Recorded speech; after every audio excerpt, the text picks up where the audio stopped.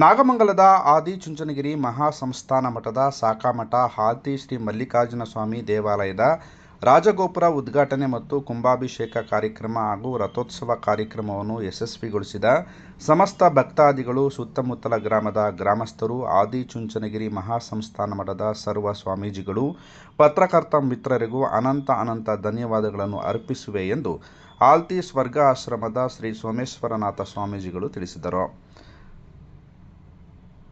ಮಂಡ್ಯ ಜಿಲ್ಲೆಗೆ ಗುಹಾಂತರ ದೇವಾಲಯವೆಂದು ಪ್ರಸಿದ್ಧಿ ಹೊಂದಿರುವ ಮಲ್ಲಿಕಾರ್ಜುನ ಸ್ವಾಮಿ ದೇವಾಲಯವು ಪುರಾಣ ಪ್ರಸಿದ್ಧಿಯನ್ನು ಹೊಂದಿದೆ.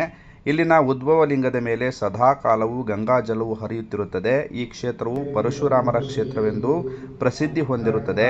ಪವಾಡಗಳನ್ನು ಹೊಂದಿರುವ ಶಕ್ತಿ ದೇವರಾದ ಮಲ್ಲಿಕಾರ್ಜುನ ಸ್ವಾಮಿ ದೇವಾಲಯವು ಹಲವಾರು ಕೌತುಕಗಳನ್ನು ಹೊಂದಿದ್ದು, ದೇವರ ಆಶೀರ್ವಾದ ಎಲ್ಲರ ಮೇಲೆ ನಿರಂತರವಾಗಿರಲಿ ಎಂದು ಅವರು ತಿಳಿಸಿದರು. ಈ ಕ್ಷೇತ್ರದ ಅಧಿದೇವತೆಯಾದ ಮಲ್ಲಿಕಾರ್ಜುನ ಸ್ವಾಮಿಗೆ ಅನಂತ ಪ್ರಣಾಮ.